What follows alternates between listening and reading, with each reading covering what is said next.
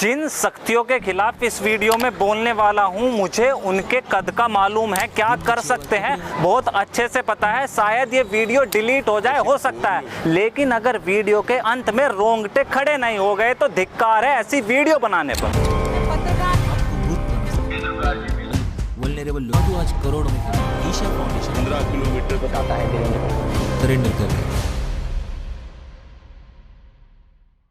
जीवन क्या है, मैं कौन हूं, या इस शरीर का क्या उद्देश्य है, बस यही सब की खोज में हमारे ऋषि मुनि, योगी या साधु वर्षों तक तपस्या में विलीन रहे। वही तपस्या आज की भाषा में मेडिटेशन बन गई और उस मेडिटेशन से मिलने वाला आध्यात्मिक ज्ञान स्पिरिचुअल गुरु हो गया और उस आध्यात्मिक ज्ञान से प्राप्त होने वाली सिद्धियां आज की भाषा में सुपर नेचुरल पावर या चमत्कार बोली जाने लगी। इस धरती के सबसे पहले योगी महादेव शिव है, जिन्हें आदि योगी भी कहा गया है। पुराणों के अंदर महादेव की तस्वीर का वर्णन देखोगे तो शिव को हमेशा तपस्या मेडिटेशन के पोस्चर में दिखाया गया है। इसलिए महादेव की कभी भी कोई प्रतिमा, स्टैचू या कोई तस्वीर देखोगे तो ज्यादातर मेडिटेशन करते ही दिखेगी। और यही तपस्या से महादेव को किन सिद्धियां और शक्तियों का तेज था, यह पूरा संसार ही उसका प्रमाण और साक्षी दोनों है। इन्हीं सिद्धियों की वजह से माँ वैष्णो देवी को धरती पर सबसे शक्तिशाली योगिनी बताया गया है। उनकी शक्तियों का तेज इतना ज्यादा था कि केवल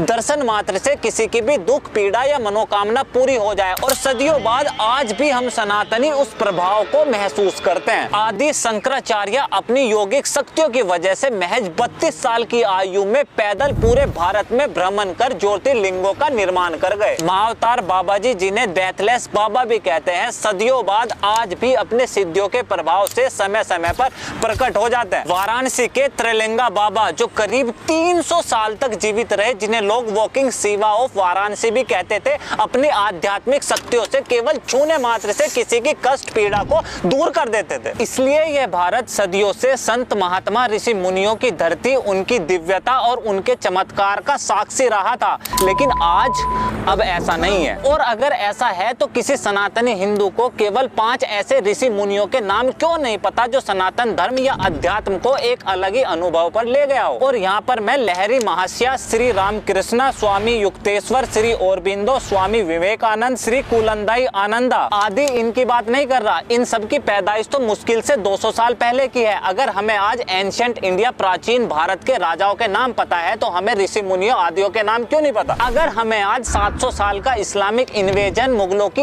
एक एक संतान का नाम याद है तो क्यों हमें उस समय के बाबा महात्मा, उनकी सिद्धियां और गुरुओं के ज्ञान का क्यों नहीं पता। ये झूठ, ये वहम है हमारा कि हमारी परंपरा, हमारी पहचान योगी बाबाओं पर हमला, उन्हें अंधविश्वास और पाखंड बोलना अभी कुछ वर्षों से ही शुरू हुआ है। हम सनातनियों को अभी उस शौर्य की परिकल्पना भी नहीं है कि 1000 साल लगभग गुलामी के बाद भी हमारी सनातन पहचान, हम हिंदू स्वाभिमान से जिंदा है। फिर भी अगर सनातन की इस धरती पर आज बाबा, योगी, संत महात्मा या ऋषि मुनियों की परंपरा एक पाखंड, जादू या अंधविश्वास कैसे बना, इससे पहले 1000 साल तक हमारी सनातन परंपरा को कैसे कमजोर और दूसरे मजहब को कैसे बड़ा बनाया गया, इसे कर्म अनुसार समझिए। मुसलमानों के लिए प्रॉफिट मोहम्मद सच है, ईसाई लोगों के लिए जीसस, लेकिन हम हिंदुओं के लिए रामायण और महाभारत आज भी एक माइथोलॉजी है। भगवान राम और श्री कृष्ण एक कल्पना। हमें अपने ही ग्रंथ लड़ाई और अशांति की निशानी लगने लगे। हम हिंदुओं के घरों से रामायण और महाभारत गायब हो गई।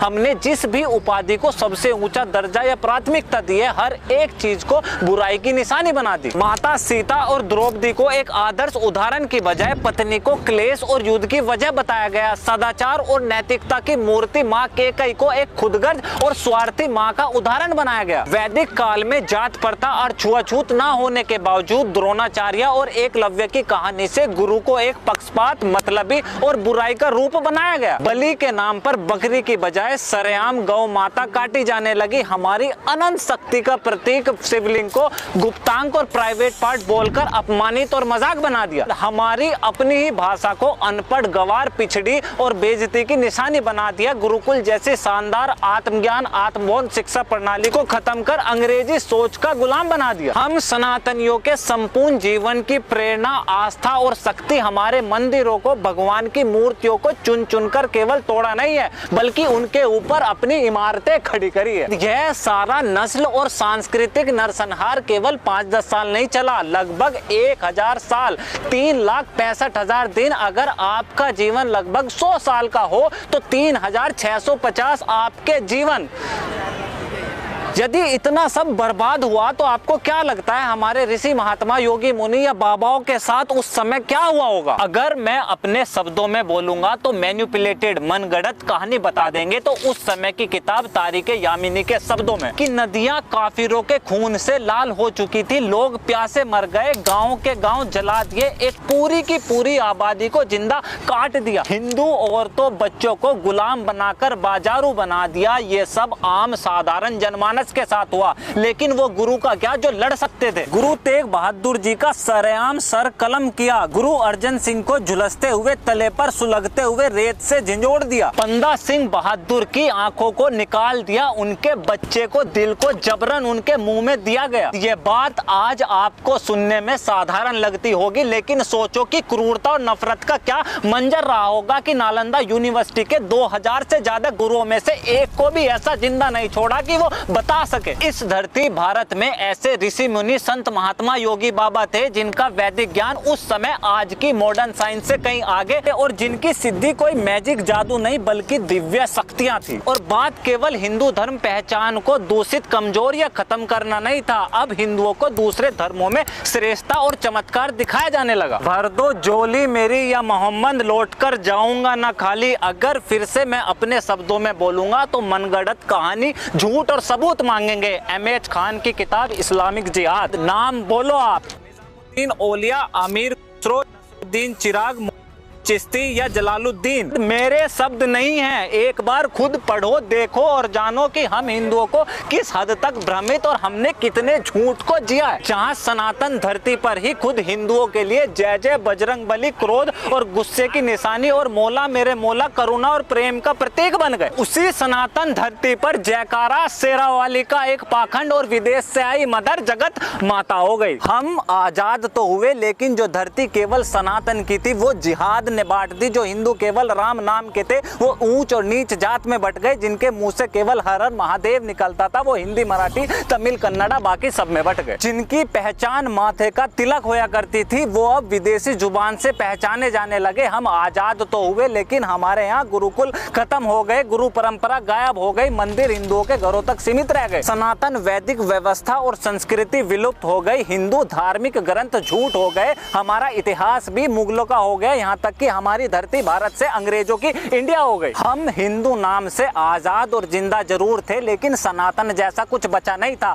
और जो कुछ हिंदुओं का बचा हुआ था वो इस देश की सरकारों की सूडो सेकुलर, डिस्क्रिमिनेटरी और माइनॉरिटी अपीजिंग पॉलिटिक्स ने तबाह कर दिया। जिस देश के संविधान में माइनॉरिटी या मेजोरिटी जैसे शब्दों का उल्लेख ही ना हो और उस देश में मिनिस्ट्री ऑफ माइनॉरिटी अफेयर्स जैसी संस्थान बने और काम करे, तो यह प्रमाण है इस देश के तथाकथित बहुसंख्यक हिंदू समाज के मुर्दा होने का। और ऐसा एक उदाहरण नहीं है। जब अगली वीडियो पर बनाऊंगा तो आपको समझ में आएगा कि वास्तव में पिछड़े और सेकंड क्लास सिटीजन की तरह तो हम हिंदुओं को ट्रीट करा जा रहा है। जो शक्तियां इस देश को चला रही हैं, जो सरकारें हैं, जो इलीट क्लास, ये पूरा सिस्टम है, ना इन्हें हिंदुओं का कोई डर है, ना हमारी किसी भावना की कोई कदर। बस इन्हें डर है कि किसी भी कारणों से हम हिंदू एक साथ एकत्र ना हो जाए। और यह काम केवल और मात्र हमारे संत बाबा, ऋषि मुनि और योगी बाबाओं द्वारा ही संचालित हो सकता है। हमारा सनातन इतिहास कितनी भी बुरी परिस्थिति से गुजरा हो, लेकिन हिंदुओं ने कभी गुरु परंपरा को मानना बंद नहीं करा। और आज सदियों बाद गुरु रूपी व्यक्तित्व दरबार लगाकर जनसभाओं के माध्यम से टीवी और सोशल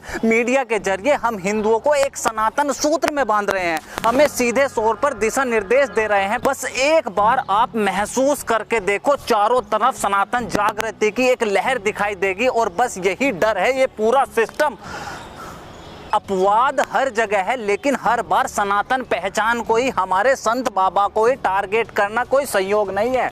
इन्होंने कभी नहीं चाहा कि हम हिंदू एक साथ एक पहचान के साथ एकत्र हो जाएं। ये बात बहुत अच्छे से साफ साफ दिमाग में गाड़ लो कि हम हिंदू या हमारा भविष्य किसी पार्टी के संरक्षण का मोहताज नहीं है। जो हमारी बात करेगा, जो समान अधिकारों की बात करेगा, राष्ट्र हित को सर्वोपरि रखेगा, सनातनी केवल उसका होगा। अभी एक योगी है और अगर ये तुष्टिकरण, हमारी भावनाएं और अधिकारों की ऐसे अवहेलना हुई तो कल पूरा सिस्टम ही योगी बाबाओं का होगा। गोन आर द डेज, गए वो जमाने जब कोई यौगिक सिद्धियों को जादू या पाखंड शिवलिंग पर दूध चढ़ाना ढकोसला और हमारी सनातन पहचान को मजाक बनाए और हम सनातनी चुपचाप मौन बने रहे। अब समय सनातन जागृति का है, पुनः सनातन उत्थान का है और बाबा की ठटरी सीताराम जबरदस्त बज रही है। और हाँ, जिसे ये लगता हो मैं ये काम चंद व्यूज और पैसों के लिए कर रहा हूँ, तो अगर किसी ने बस एक भी प्रमाण दिखा दिया कि YouTube से मैंने एक भी पैसा कमाया हो, तो जिंदगी में ये चेहरा कभी YouTube पर नहीं दिखेगा।